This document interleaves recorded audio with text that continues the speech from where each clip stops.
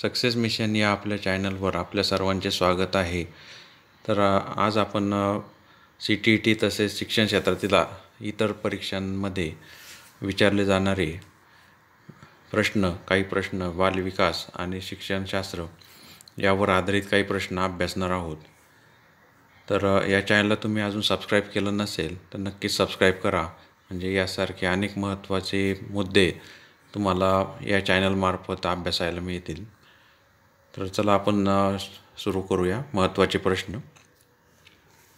The concept of inclusive education as advocated in the right to education act 2009 is based on the behaviouristic principles, a sympathetic attitude towards disabled, a rights-based humanistic perspective, mainstreaming of the disabled by offering them primarily vocational education.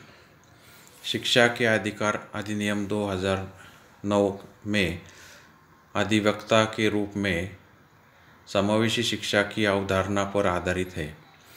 व्यवहारवादी सिद्धांत, अशक्त बच्चों के लिए प्रति सहानुभूतिपूर्ण रवैया, अधिकार आधारित मानवतावादी दृष्टिकोण, मुख्य रूप से व्यावसायिक शिक्षा प्रदान करके अशक्त बच्चों को मुख्यधारा में लाना. तो इसका जो आंसर है वो है अधिकार आधारित मानवतावादी दृष्टिकोण, यानी राइट्स बेस्ड ह्यूमनिस्टिक पर्सपेक्टिव. तो ये था शिक्षा के अधिकार यानी राइट टू एजुकेशन 2009 में उस पे अवधारणा पे आधारित था. In the constructivist framework, learning is primarily based on rote memorisation centered around reinforcement acquired through conditioning, focus on the process of meaning making. रचनावादी ढांचे में अधिगम मुख्य रूप से होता है यंत्रवत स्मरण पर आधारित, प्रबलन पर केंद्रित, अनुबंधन के द्वारा अर्जित की है या अवबोधन की प्रक्रिया पर केंद्रित है. तो रचनावादी जो ढांचा है या कंस्ट्रक्टिविस्ट फ्रेमवर्क पर learning is primarily focus on the process of meaning making, यानी उसमें अवबोधन की प्रक्रिया पर ज़्यादा ध्यान केंद्रित किया जाता है. Naive theories that children construct about various phenomena should be ignored by the teacher, should be punished by the teacher, should be replaced by correct one through repetitive memorization, should be challenged by presenting counter evidence and examples. अनेक घटना के बारे में बच्चों के द्वारा बनाए गए सहजानुभूत सिद्धांतों के संदर्भ में एक शिक्षिका को क्या करना चाहिए? शिक्षक द्वारा नज़रअंदाज किया जाना चाहिए, शिक्षक द्वारा दंडित किया जाना चाहिए, बार बार याद करने के द्वारा एक सही सिद्धांत में बदल देना चाहिए, प्रतिकूल प्रमाण एवं उदाहरणों को प्रस्तुत करके बच्चों के इन सिद्धांतों को चुनौती देनी चाहिए. तो यहाँ पे जो आंसर है उसमें should be challenge by presenting counter evidence and examples, यानी प्रतिकूल प्रमाण एवं उदाहरणों को प्रस्तुत करके बच्चों के इन सिद्धांतों को चुनौती देनी चाहिए. Child centre pedagogy promotes exclusive reliance on textbooks, giving primacy to children's experiences, rote memorization, labeling and categorization of students based on ability. छात्र केंद्रित शिक्षा शास्त्र को बढ़ावा देता है.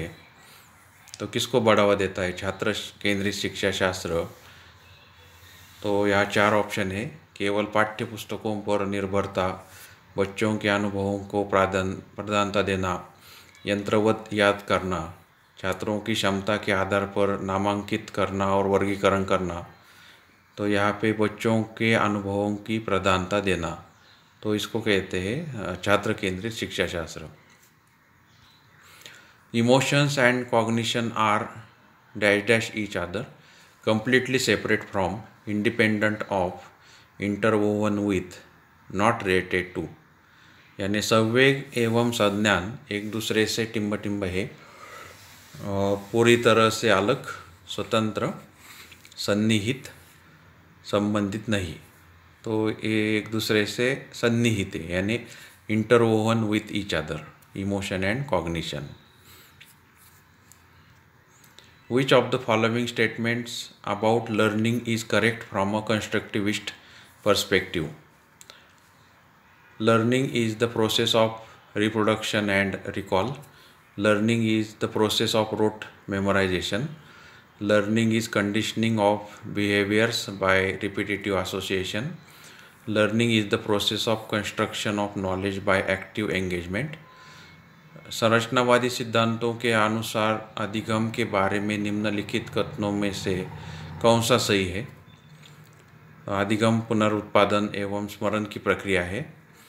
अधिगम यंत्र अवधि याद करने की प्रक्रिया है, यानी यंत्रवत याद करने की प्रक्रिया है। अधिगम आवृत्तीय संबंधों के द्वारा व्यवहारों का अनुबंधन है। अधिगम सक्रिय विनियोजन के द्वारा ज्ञान की संरचना की प्रक्रिया है। तो इसका आंसर जो है 4 है। Learning is the process of construction of knowledge by active engagement, यानी अधिगम सक्रिय विनियोजन के द्वारा ज्ञान की संरचना की प्रक्रिया है। Presenting students with clear examples and non examples is an effective way to encourage conceptual change, leads to confusion in the minds of students, causes gaps in their understanding of concepts, focuses on procedural knowledge rather than conceptual understanding. छात्रों को स्पष्ट उदाहरणों और गैर उदाहरण देने के क्या परिणाम है? अवधारणात्मक परिवर्तन को प्रोत्साहित करने का एक प्रभावी तरीका है। छात्रों के मन में भ्रम पैदा करता है। अवधारणाओं की उनकी समझ में अभाव पैदा करता है। यह अवधारणात्मक समझ के बजाय कार्यविधिक प्रक्रिया एवं ज्ञान पर ध्यान केंद्रित करता है। तो इसका आंसर जो है वो पहला है कि हम जो एग्जाम्पल प्रेजेंट करते हैं, example and non example, is an effective way to encourage conceptual change, यानी अवधारणात्मक परिवर्तन को प्रोत्साहित करने का एक प्रभावी तरीका है। Repeatedly asking children to engage in learning activities either to avoid punishment और to gain a reward decreases extrinsic motivation, increases intrinsic motivation, would encourage children to focus on mastery rather than performance goal, decreases children's natural interest and curiosity involved in learning. बच्चों को अधिगम गतिविधियों में भागीदारी करने के लिए लगातार पुरस्कार देना या दंड का प्रयोग करने से क्या प्रभाव पड़ता है? अगर बार बार पुरस्कार देते या दंड देते रहते हैं तो क्या प्रभाव पड़ता है? तो बाहरी दुनिया अभिप्रेरणा कम हो जाती है, आंतरिक अभिप्रेरणा को बढ़ाता है, बच्चों को प्रदर्शन आधारित लक्ष्यों के बजाय निपुणता पर ध्यान केंद्रित करने के लिए प्रोत्साहित करेगा। ये चौथा जो है वो आंसर है। अधिगम में बच्चों को स्वाभाविक रुचि और उसमें शामिल जिज्ञासा को कम करता है, यानी इसका जो है वो फ़ायदा नहीं होता है। Which of the following practices promote meaningful learning? Corporal punishment, cooperative learning environment, continuous and comprehensive evaluation, constant comparative evaluation. निम्नलिखित में से कौन सी प्रथा सार्थक अधिगम को बढ़ावा देती है? शारीरिक दंड, सहयोगात्मक अधिगम पर्यावरण, सतत और समग्र मूल्यांकन, निरंतर तुलनात्मक मूल्यांकन। तो यहाँ पे दिया है कि मीनिंगफुल लर्निंग यानी सार्थक अधिगम को बढ़ावा कौन सा देता है, क्या देता है? तो इसमें जो है सेकंड और थर्ड, ये सहयोगात्मक अधिगम पर्यावरण और सतत और समग्र मूल्यांकन यानी कोऑपरेटिव लर्निंग एनवायरनमेंट और कंटिन्यूस एंड कॉम्प्रिहेंसिव इवैल्यूएशन, इससे मीनिंगफुल लर्निंग प्रमोट होता है। How can teachers facilitate understanding of complex concepts in children by delivering a lecture, by organizing competitive events, by repetitive mechanical drill, by providing opportunities for exploration and discussion. शिक्षक बच्चों में जटिल अवधारणाओं को समझ को किस प्रकार सहज कर सकते हैं। कॉम्प्लेक्स कंसेप्ट यानी जटिल अवधारणाओं को, कठिन अवधारणाओं को कैसे सहज कर सकते हैं। एक व्याख्यान देकर प्रतियोगितात्मक अवसरों की व्यवस्था करके, बार बार यांत्रिक अभ्यास के द्वारा अन्वेषण एवं परिचर्चा के लिए अवसर उपलब्ध करके। तो इसमें जो है तो जो कठिन अवधारणाएं, जटिल अवधारणाएं, उसके लिए अन्वेषण एवं परिचर्चा के लिए अवसर उपलब्ध करके, यानी by providing opportunities for exploration and discussion. तो कई बार यहाँ पे आंसर हमें इजीली मालूम पड़ जाता है कि इसका आंसर यही होगा। तो चारों ऑप्शन ध्यान से पढ़ेंगे तो आपको सही ऑप्शन क्या है वो ऐसे सहजता से आपको ध्यान में आएगा कि यही ऑप्शन है।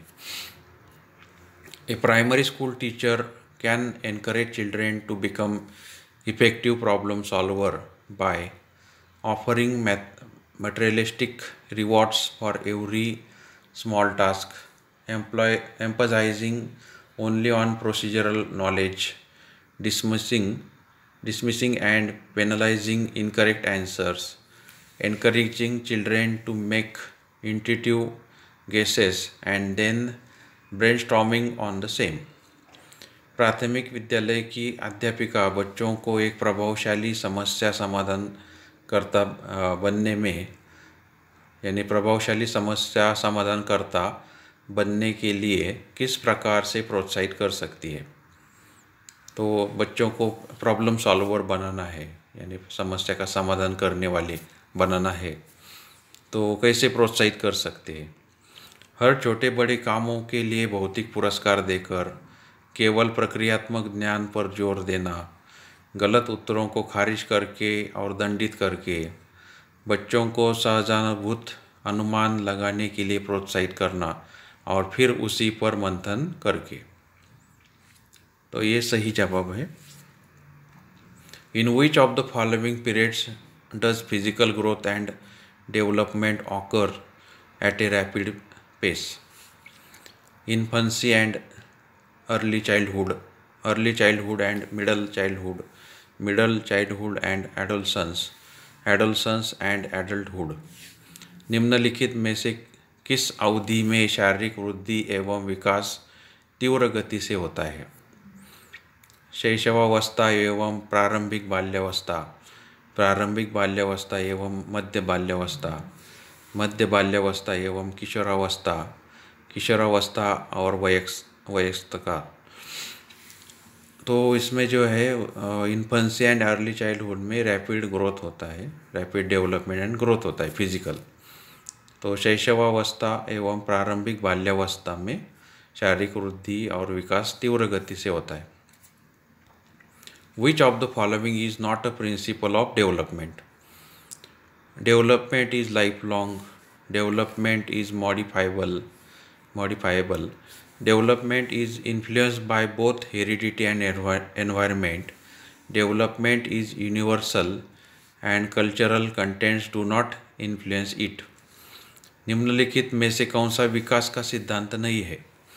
विकास आजीवन होता है, विकास परिवर्तनीय है, विकास आनुवंशिकता एवं पर्यावरण दोनों से प्रभावित होता है, विकास सार्वभौमिक है तथा संदर्भ इसे प्रभावित नहीं करती है।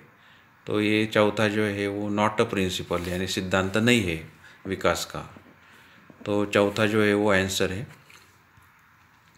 The primary cause of individual variations is the genetic code received by the individuals from birth parents, the inborn characteristics, the environmental influences, the complex interplay between the heredity and the environment.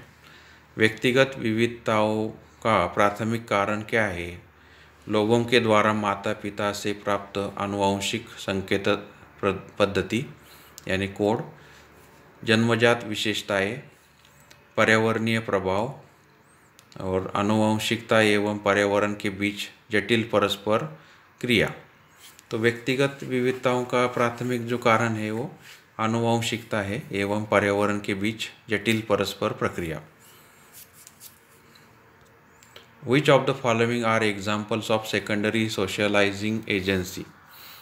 Family and neighborhood, family and media, school and media, media and neighborhood। निम्नलिखित में से कौन सा द्वितीयक सामाजिकरण agency का उदाहरण है? परिवार एवं पास पड़ोस, परिवार एवं मीडिया, विद्यालय एवं मीडिया, मीडिया एवं पास पड़ोस। तो परिवार और पास पड़ोस ये तो प्राथमिक हो गया, तो द्वितीयक जो है वो विद्यालय एवं मीडिया यानी स्कूल एंड मीडिया, ये जो है इसका आंसर है। तो इस प्रकार हमने आज बाल विकास के कुछ महत्वपूर्ण प्रश्नों को पढ़ा है, उसका अभ्यास किया है। तो ऐसे ही प्रश्न CTET और बाकी के जो एग्ज़ाम है TET है, स्टेट गवर्नमेंट की टीचर्स टेस्ट होती है उसमें, या केंद्रीय विद्यालय या नवोदय विद्यालय में भी ये पूछा जाता है। तो ऐसे ही सवाल इन सारे एग्ज़ाम में आते हैं। तो ऐसे बहुत सारे वीडियो हम और बनाने वाले हैं, तो आप ज़रूर इसको अभी सब्सक्राइब नहीं किया है तो सब्सक्राइब कीजिए और लाइक कीजिए। धन्यवाद।